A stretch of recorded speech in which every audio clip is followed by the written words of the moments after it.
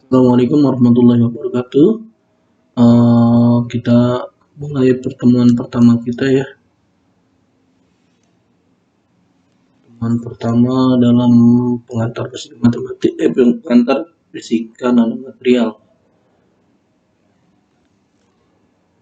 Jadi hari ini akan menggunakan slide dari, jadi selama perkuliahan memang jadi akan menggunakan slide presentasi dari beberapa sumber gitu ya. Jadi ini sebenarnya juga bertujuan untuk membangun materi secara global gitu ya, secara umum berkaitan dengan fisika nanomaterial gitu ya. Jadi nanti hasil ini kita akan kumpulkan dalam bentuk nanti materi yang sesuai dengan bidang kita ya, keprodian kita. Oke, secara umum hari ini kita akan membahas tentang histori atau motivasi dari pengembangan nanomaterial gitu ya. Kemudian kita lanjutkan dengan apa yang dimaksud dengan nanomaterial gitu ya. Yang kemudian dapatkah kita mengontrol atau mengatur sebuah materi gitu ya, dalam skala nano. Kemudian juga kita akan belajar tentang bagaimana pengaruh ukuran nanometer itu terhadap sifat-sifat materialnya, dan dilanjutkan dengan aplikasi. Secara umum minggu ini kita akan membahas tentang ini. Nah, tahun 59 pada saat Richard Feynman presentasikan sebuah makalahnya dalam sebuah konferensi lah ya. Konferensi, dia menyatakan bahwa there's plenty of room at the bottom. Itu sebuah pernyataan dari Richard Feynman, pernyataan utamanya. Jadi pernyataan ini menunjukkan bahwa ada banyak ruang untuk melakukan sesuatu pada skala-skala ukuran yang di bawah imajinasi saat itu. Jadi pada saat zaman itu rangkaian-rangkaian elektronik masih dalam skala mikrometer sebenarnya. Bahkan mungkin lebih kecil, tapi rentangnya adalah daerah situ. Maka orang mulai banyak berbicara tentang bagaimana cara untuk mendapatkan atau membuat sebuah perangkat yang lebih hemat, lebih murah, kemudian juga mudah dibawa mobile gitu ya, dapat dibawa gitu. Karena pada kenyataannya perangkat-perangkat elektronik yang cukup bagus itu hanya dimiliki oleh militer, tapi juga perangkatnya sangat besar gitu ya, dan mahal gitu ya, tidak mungkin dikembangkan oleh. Nah, jadi Richard Feynman menggambarkan bahwa mungkin nanti kita bisa menuliskan sebuah misalnya menuliskan sebuah kalimat pada ujung jarum, atau misalnya dia membuat motor listrik pada ukuran ujung jari. Maka dia berpikir bahwa bagaimana kita misalnya dapatkah menuliskan seluruh ensiklopedia pada ujung jarum saja, bisa nggak? Itulah pernyataan utama dari Richard Feynman berkaitan dengan dasar inilah yang menjadi semangat para peneliti gitu ya, untuk menemukan atau mengembangkan device atau aplikasi berbasis nanometer. Nah, selain itu juga pada tahun 1947 ya,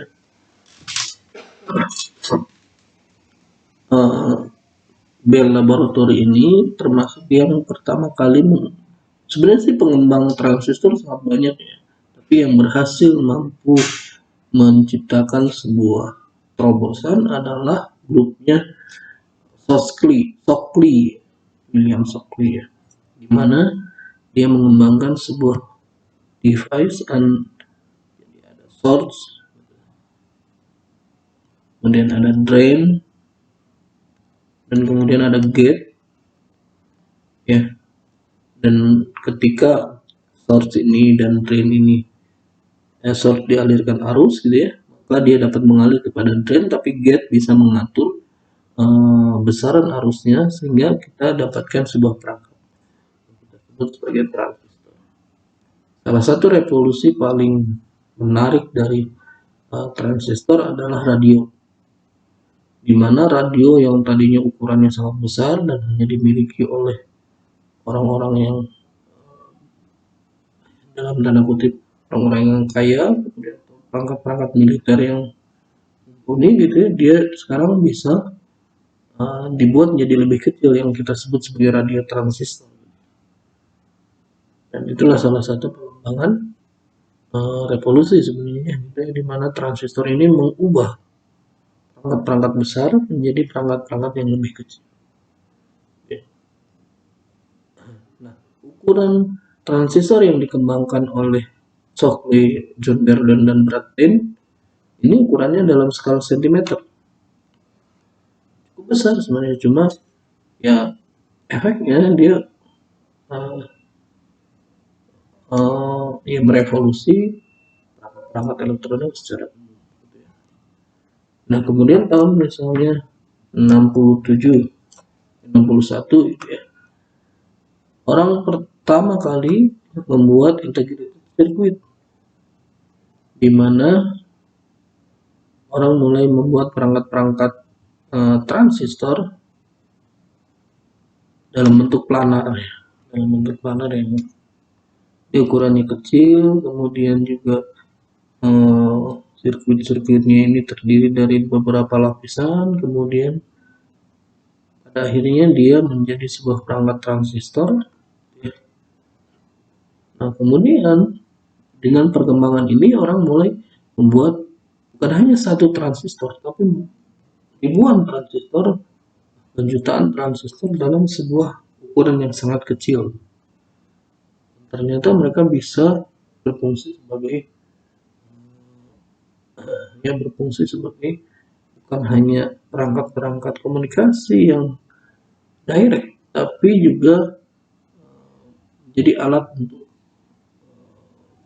bukan komunikasi ya, alat untuk yang kita sebut sebagai integrated circuit ya.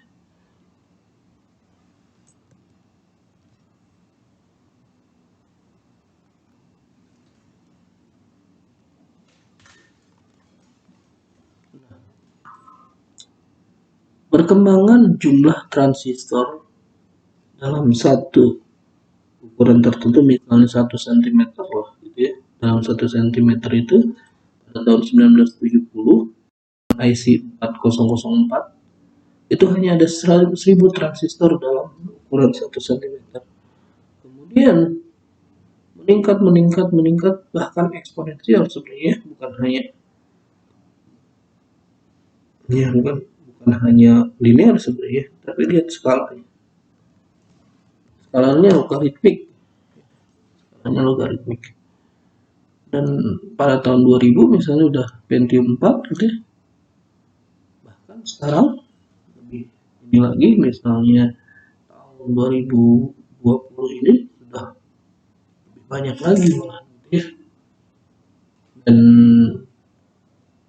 perkembangan ini dibuat penjelasannya oleh Gordon M. Moore. Ada yang namanya disebut sebagai Moore Law atau hukum Moore, bahwa setiap 6 bulan akan terjadi 3/2 atau 1,5 kali perkembangan intinya adalah setiap 6 bulan akan terjadi perubahan hampir 2 kali lipat ya, 2 kali lipat jumlah transistor. Jadi setiap 6 bulan selalu ada kelipatan 2. Jadi nanti Ketika kita misalnya ingin membeli misalnya perangkat elektronik tahun 2020, nanti sejak tahun 2022 misalnya gitu ya, itu akan beda lagi jumlah transistor dalam IC-nya. Nah, itu kenapa? Salah satu poin pentingnya adalah bahwa transistornya ukurannya makin kecil, makin kecil, makin kecil gitu ya. Sehingga ya makin banyak istilahnya adalah transistor dalam ukuran 1 cm. Ini adalah wafer itu istilahnya adalah sebuah lapisan silikon, kemudian kalau lapisan silikon itu ditanami atau ditanami transistor gitu ya, ukurannya sangat kecil gitu dalam skala nanometer. Dan ini ukuran yang sangat besar, 30 cm. Ini rata-rata wafer ukurannya seperti itu. Tetapi jutaan bahkan miliaran transistor di dalam wafer yang nanti akan dipotong-potong dan dijadikan sebagai perangkat utama atau otak utama dalam device elektronik. Oke, coba kita lihat. Ya, pada tahun 60-an masih kisaran 100 mikron, kemudian mengecil. Bahkan sekarang perangkat elektronik yang kita kembangkan itu bahkan lebih kecil daripada virus misalnya. Dan sekarang orang mulai mendapatkan ukuran buckyball itu sekitar 100 nano. 10 nano. Sekarang 10 nano. Buckyball ini memang termasuk yang istilahnya material yang potensial gitu ya, karena dia ukurannya sudah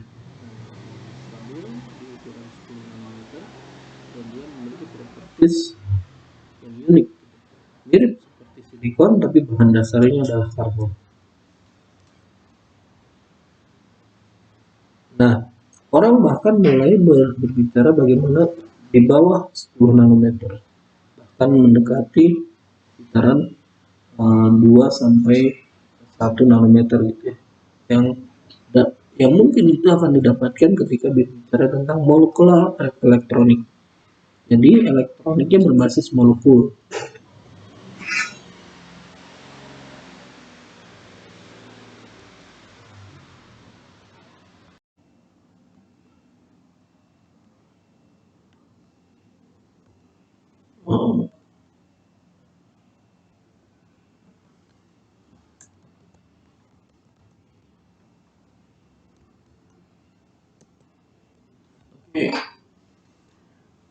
Nah, ada pertanyaan, apa yang dimaksud dengan sebuah material dalam rentang nanometer? Sebelum kita bicara tentang material yang berukuran nanometer, maka kita bicara dulu apa yang dimaksud dengan nanometer. Cara termudahnya adalah kalau misalnya kita melihat kulit kita, kulit manusia ya, ukuran tangan manusia lah, misalnya tangan manusia ukurannya sekitar 10 cm, kisarannya di kisaran 10 cm, kemudian kita perbesar menjadi 1 cm, kemudian kita lihat dalam 1 cm masih ada folikel,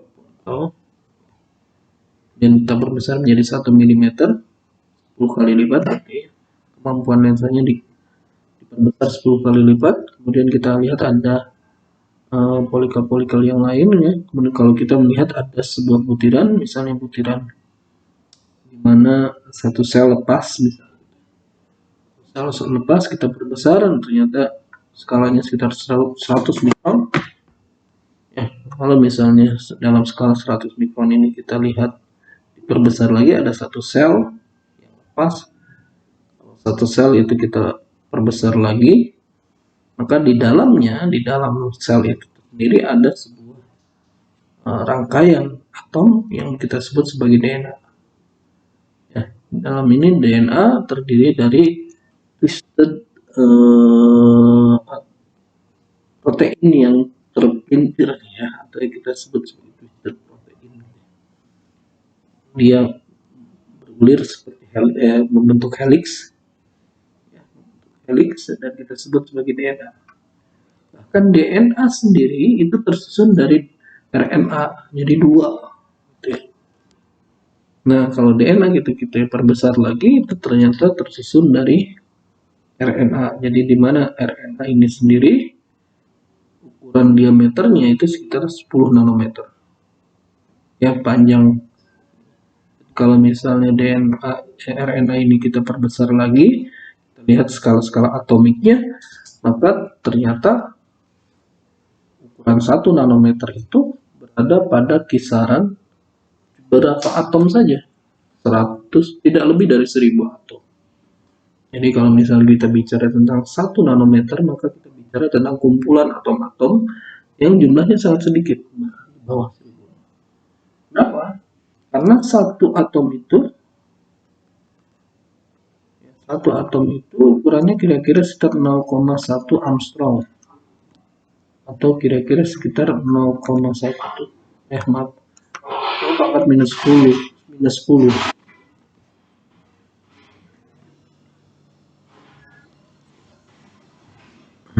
Nah, itu yang dimaksud dengan nanometer.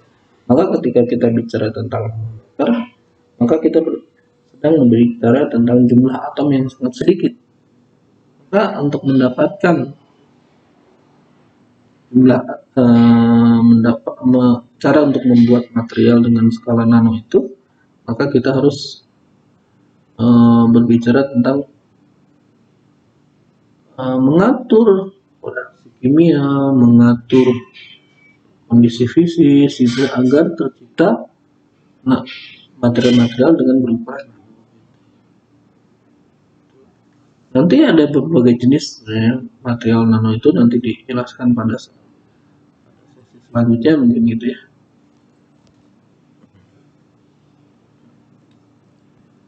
Jadi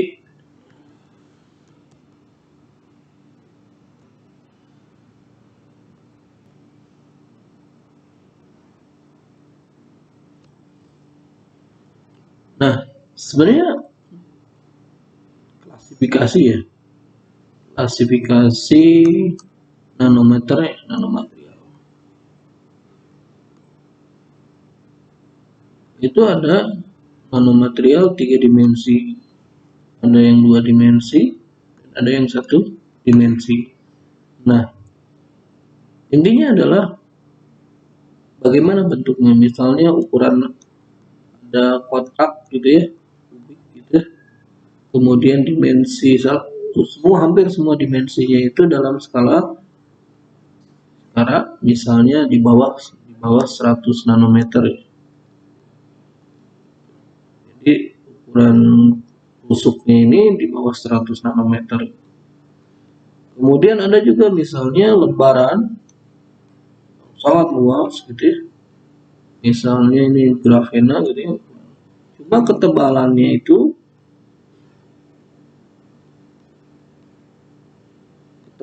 saja gitu ya, D-nya ya, itu kurang dari 100 nanometer.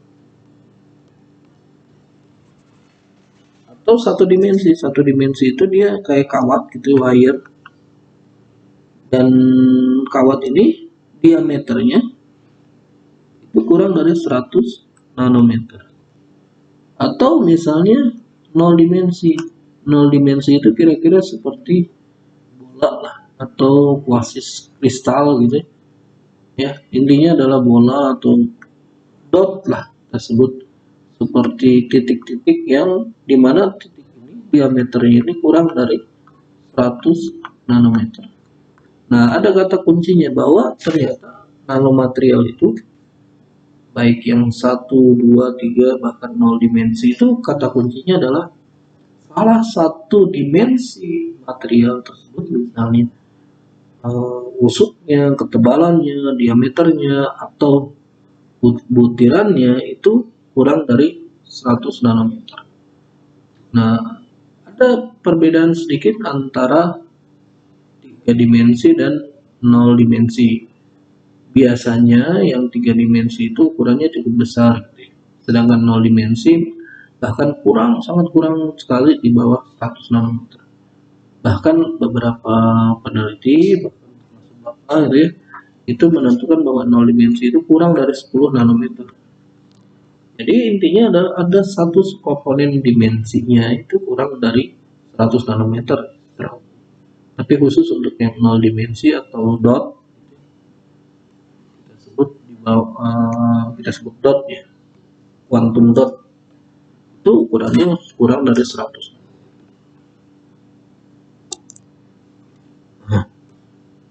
Nah, pertanyaan bagaimana cara untuk membuat sebuah material dengan salah satu dimensinya itu ada yang berskala nano. Ada dua cara secara umum ya. Ada top down ya, jadi ukurannya besar, kemudian dicacah gitu, sehingga dengan misalnya dipotong-potong gitu ya, sehingga dia berukuran kecil, jadi besar sampai ke ukuran nano, padatan gitu ya, menjadi nano. Atau bottom up itu dari skala atomik, reaksi kimia dan fisika itu menjadi partikel-partikel dot misalnya, atau menjadi lembaran, atau menjadi 3 dimensi, atau menjadi wire gitu ya. Jadi ada reaksi kimia dan fisis secara fisis ya. Jadi bedanya adalah kalau top down itu ukuran partikel besar kemudian jadi nano, sedangkan bottom up itu dari istilahnya dari skala atom dan direaksikan menjadi nanomaterial. Ini contoh top down itu misalnya fotolitografi.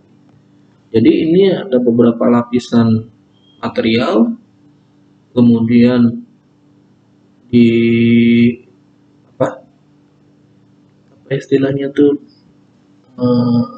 di litografi, fotonya difoto, bukan difoto tuh dalam diambil gambarnya, bukan, tapi dicetak gambar pada permukaan di sini. Jadi sebuah pola kemudian diberi sinar cahaya, kemudian dilewatkan ke lensa sehingga dia fokus pada titik tertentu ya, pada titik ini. Kemudian ada campuran campuran bahan kimia yang dia dapat bereaksi pada saat kena sinar ya, sehingga dia akan mengelupas beberapa layer dari sini sehingga membentuk ini, kemudian dikelupas, kemudian didoping, ditanami lagi, misalnya dikelupas lagi, tanami lagi, dan seterusnya, sehingga dia membentuk istilahnya adalah IC integrated circuit. Contohnya adalah ini. Itu adalah fotolitografi. Atau nano imprint. Nano imprint itu adalah ada cetakan, ada resist, ada substrat. Cetakan ditekan ke mol, dicetakkan ke resist dan substrat. Kemudian dilepas, setelah ditekan lepas, maka akan didapatkan pola transfer yang disebut sebagai ray. Ya, contohnya adalah misalnya ini adalah tubular silikon ya, ternyata cetakannya adalah bentuknya adalah lubang-lubang gitu ya, dan dipanaskan tubular ini sehingga dia membentuk apa istilahnya itu dot-dot di dalam permukaan substrat gitu ya. Ini adalah nanosfer litografi. Yang menarik dari nanosfer litografi itu adalah ada substrat gelas misalnya, kemudian ditambahi dilapisi dengan antara koloid lah ya. Koloid itu isinya adalah solid dan liquid gitu ya. Kemudian seperti dicat gitu ya, dihapiskan ke dalam permukaan substrat, kemudian dikeringkan, ya. Kemudian ini adalah dot-dot polimer. Setelah itu dilapiskan AG menggunakan sputtering misalnya gitu ya. AG itu adalah peraknya. Dilapiskan sputtering, kemudian polimer ini yang bulatan-bulatan hijau kan tertutupi oleh AG, dibakar sehingga polimernya menghilang, dan pembakaran lebih lanjut menyebabkan AG ini teraglomerasi dan hanya membentuk titik-titik seperti ini. Ini bentuk hasilnya. Ukurannya sekitar 5 mikron, berarti ini kira-kira sekitar 500 mikron jarak antara satu titik dengan titik yang lainnya.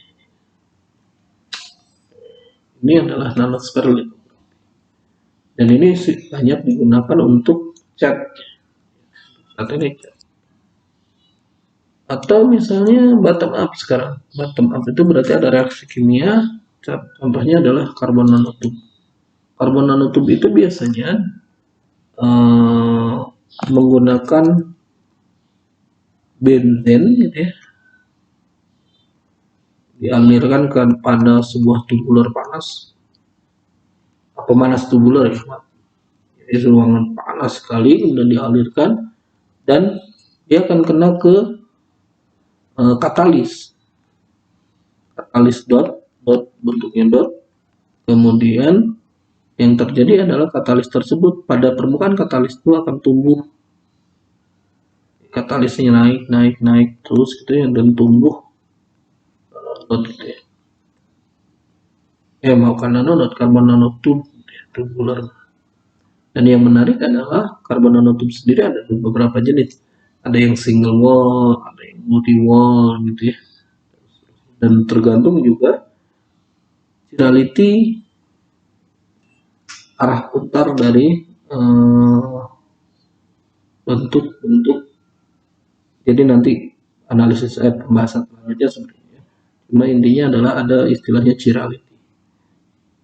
Jadi karbon nanotube itu bisa konduktor, bisa insulator, bahkan semikonduktor, itu bergantung pada chirality dari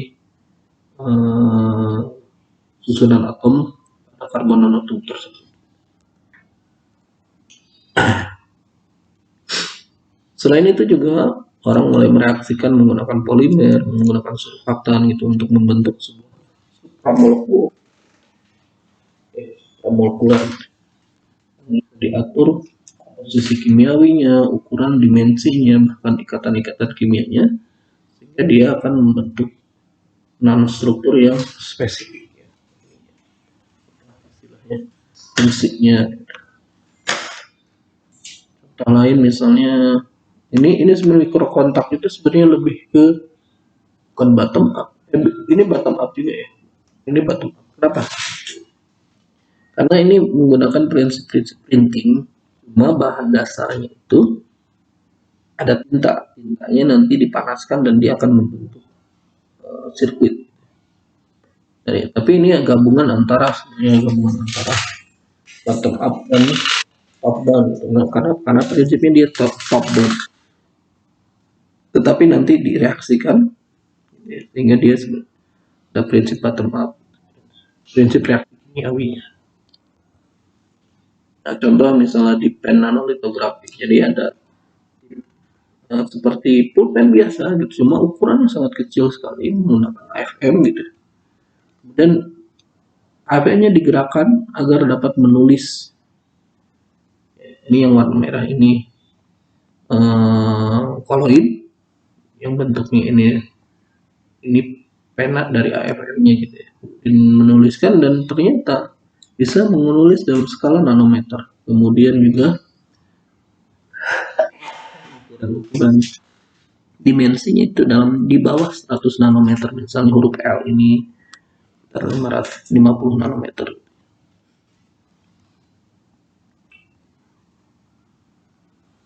Bahkan beberapa misalnya mereka peneliti-peneliti sebelumnya membuat dalam bentuk nanolitografi secara umum dengan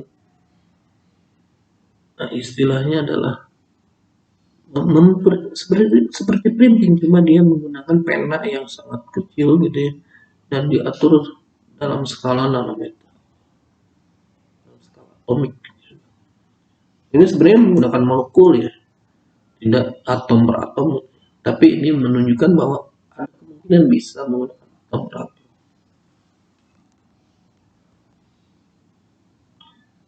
Contoh ini litografi. Nah, yang menarik dari nanomaterial ini ya, itu adalah pada sifatnya, di mana pada skala nanometer kebergantungan ukuran itu sangat penting. Ya, misalnya adalah sifat thermalnya, misalnya adalah titik leleh, kemudian sifat mekanik, apakah proses adhesi, gaya kapilaritas, dan seterusnya. Bahkan sifat optik yang tadinya tidak mengabsorb, kemudian ternyata mengabsorb atau bahkan menghamburkan. Bahkan beberapa material bukan hanya mengabsorb, menghamburkan, bahkan juga bisa istilahnya adalah luminescence gitu ya. Jadi cahaya yang diserap diubah energinya dan dia memancarkan energi yang lebih rendah. Tapi menariknya adalah cahaya yang dipendarkan itu bergantung pada ukuran partikelnya. Kemudian misalnya sifat elektrik, di mana nanti kita akan lihat bahwa ada namanya arus tunneling, arus terobosan. Kita bisa menyimpan data pada sebuah partikel dot gitu ya, dengan cara memasukkan beberapa muatan ya, dan muatan tersebut akan terus berada pada titik tersebut gitu. Bahkan sifat magnetik ya. Ada beberapa paramagnetik yang kehilangan sifat paramagnetiknya diamnya, atau bahkan ferromagnetik ya. Ferromagnetik yang kehilangan sifat ferronya menjadi paramagnetik ketika ukurannya kurang dari 3 nanometer.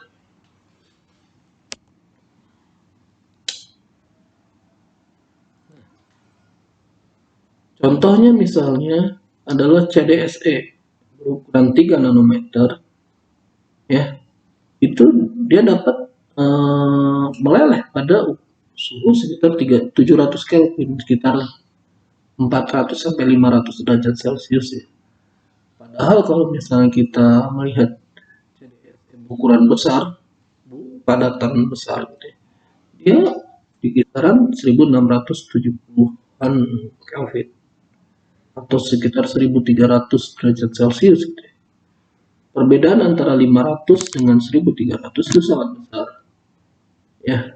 Kontrolan butuh energi, butuh waktu, dan seterusnya. Dengan demikian ukuran nanopartikel dengan ukuran yang lebih kecil, yang sangat kecil, itu akan menghemat energi dalam proses produksi material ya, bukan CDSN-nya gitu, tapi ini adalah aplikasi-aplikasi yang lain. Bahkan mungkin dalam tanda kutip, ketika kita ukuran yang lebih kecil, kita misalnya dengan beberapa derajat Celcius saja, dia bisa meleleh dan bisa kita print untuk menjadi rangkaian elektronik. Misalnya sifat mekaniknya gitu. Jadi sifat mekanik dari material itu berubah sekali gitu. Ya.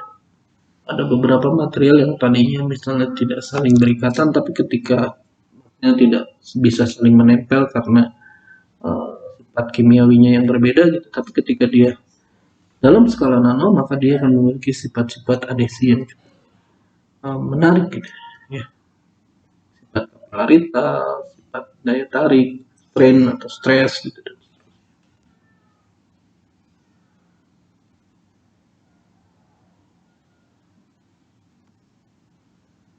Kemudian sifat optiknya. Nah, ini yang menarik sebenarnya, bahwa ukuran nanopartikel terutama yang dot, itu akan memiliki warna yang berbeda. Misalnya kalau book itu kan warna emas itu warna kuning ya. Kemudian ketika dia misalnya dihancurkan menjadi ukuran sekitar 30 sampai 500 nanometer, maka dia lebih ke biru. Gitu ya. Kemudian kalau ukurannya diperkecil lagi 3 sampai 30 nano, maka dia menjadi merah. Bahkan menjadi transparan. Bahkan kalau misalnya kurang dari 1 nanometer, dia menjadi jingga. Akan hampir tidak berwarna ketika dia ukurannya sekitar 1 angstrom. Hanya beberapa beberapa atom kita sebut sebagai cluster.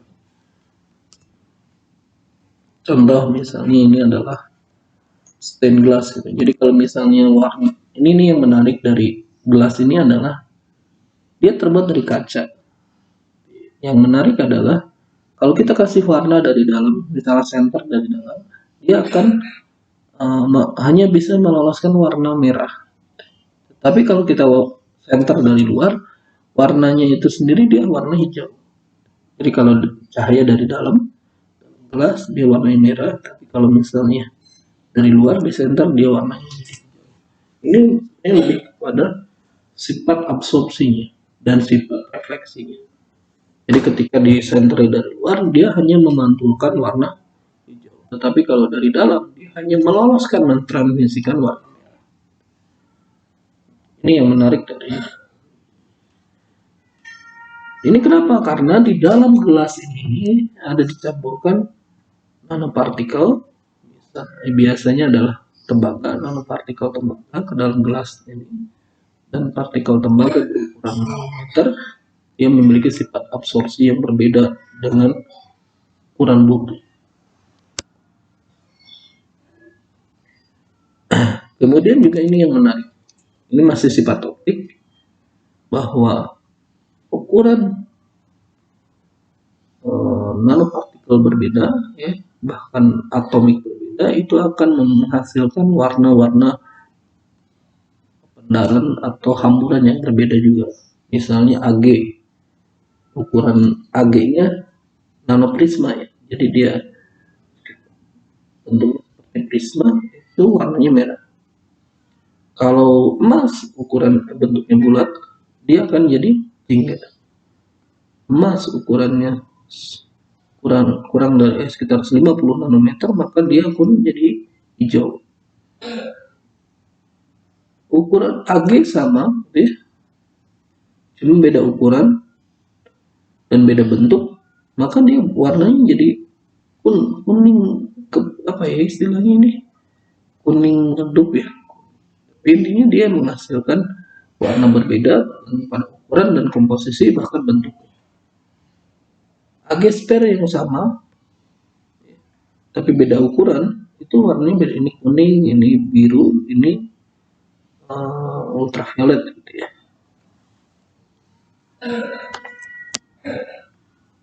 Nah, apa manfaat dari nanomaterial? Yang misalnya adalah nanodot. Yang menarik adalah kalau misalnya nanodot tersebut dipasangi misalnya surfaktan, ya, ketika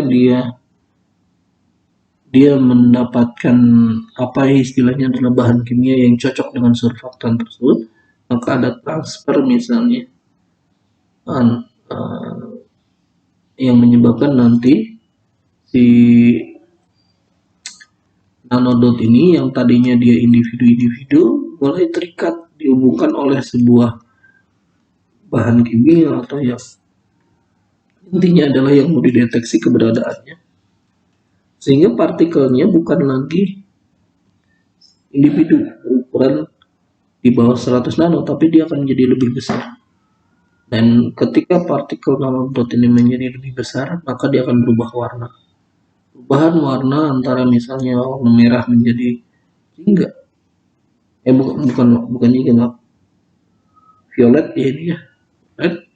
Maka ini menunjukkan keberadaan material komposisi kimiawi yang ingin kita deteksi.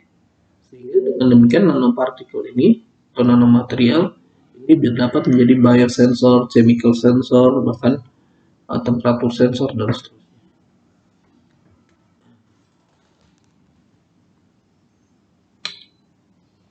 Kemudian, apa yang menarik dari sifat listrik di nanomaterial? Jadi, yang menarik adalah bahwa sifat listrik yang tadinya linear, dia akan menjadi diskrit. Kenapa? Karena mulai bahwa partikel-partikel itu hanya mengumpul pada jadi dalam skala nano, misalnya jadi dot, jadi wire, jadi misalnya, jadi si aliran elektron hanya pada satu arah saja, dan mulai ada interaksi apa istilahnya, antar elektron sendiri jadi berinteraksi saling tolak menolak yang kita sebut sebagai kolom blockade atau halangan dari gaya kolom gitu ya. Nah, tetapi juga si elektron karena dia sifatnya diskrit gitu ya, tetapi si elektron itu dapat mengalir dengan sifat-sifat kuantum. Karena memiliki sifat-sifat kuantum gitu ya, maka dia akan dapat menerobos, kita sebut tunneling. Dan proses tunneling ini sifatnya dia eksponensial, bergantung pada ketebalan dari insulator tersebut.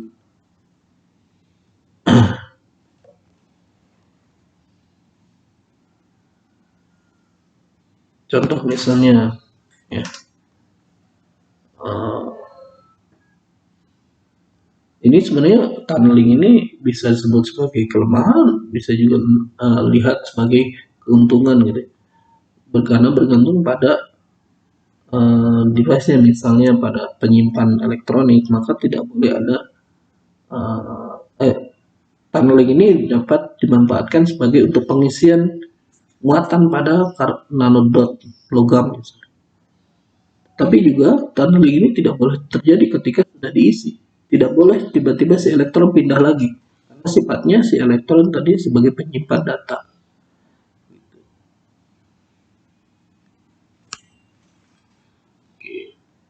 Nah, ini yang menarik misalnya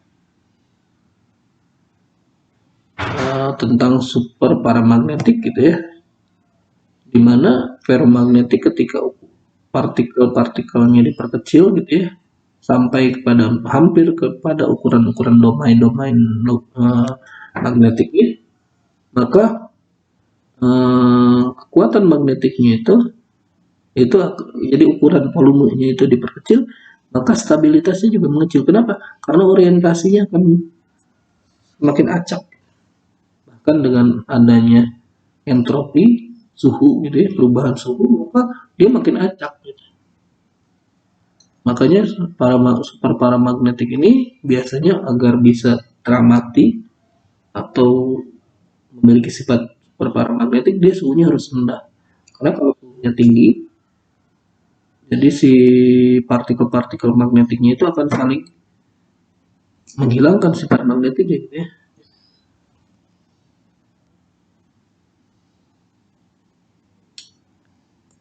Oke.